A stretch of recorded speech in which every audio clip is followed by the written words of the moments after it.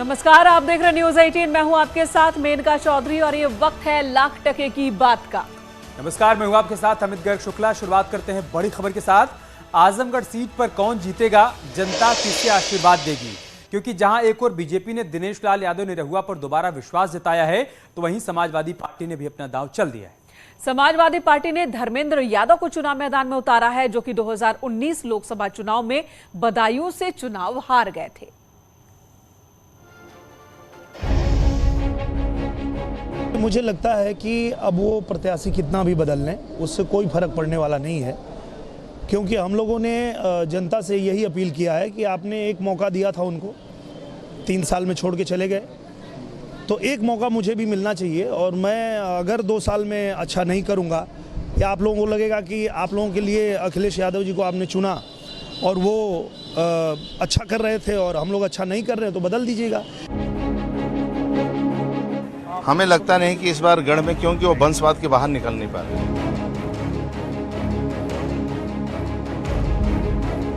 आजमगढ़ की जनता ने कभी चुनौती के तौर पे समाजवादियों को महसूस ही नहीं होने दिया और एक तरफा वोट सपा को गया। इसको कहने में मुझे कोई शर्म नहीं है।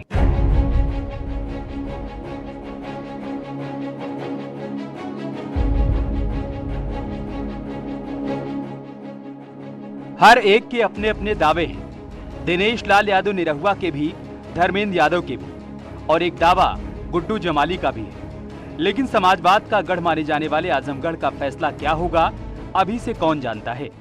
इसके पहले चुनाव था, उसमें हम लोग जब चुनाव लड़े थे तो उनका महागठबंधन था। उसके बावजूद हम लोगों ने 3,62,000 लोगों का आशीर्वाद प्यार पाया था। विश्वास बीजेपी प्रत्याशी दिनेश लाल यादव निरहुआ का है और इसी विश्वास को आधार बनाकर निरहुआ मैदान में है। बाबा बुलडोजर की तर्ज पर गाना बज रहा है, निरहुआ डटल रहे।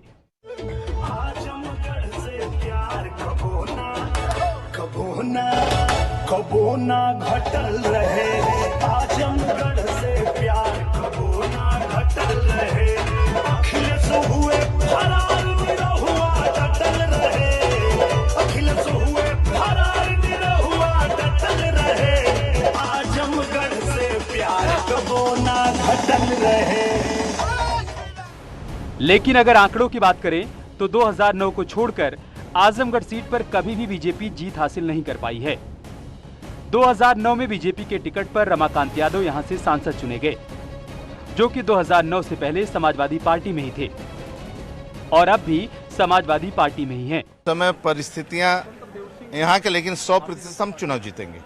और जिस प्रकार वातावरण दिख रहा है, अब लड़ाई यहाँ का सपा तीसरे नंबर पर न चलेगा, इसलिए हम चुनाव 100% जीतेंगे।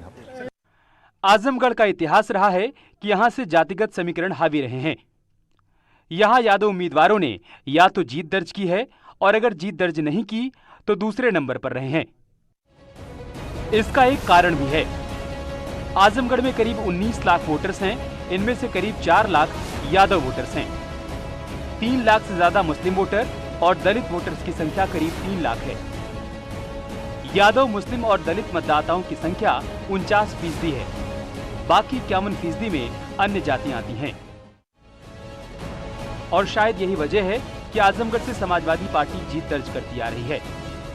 हालांकि इस क्षेत्र में बीएसपी को भी कम करके नहीं आंका जा सकता। ये बात और है कि समाजवादी पार्टी यहां बीजेपी से मुख्य मुकाबला मान रही है।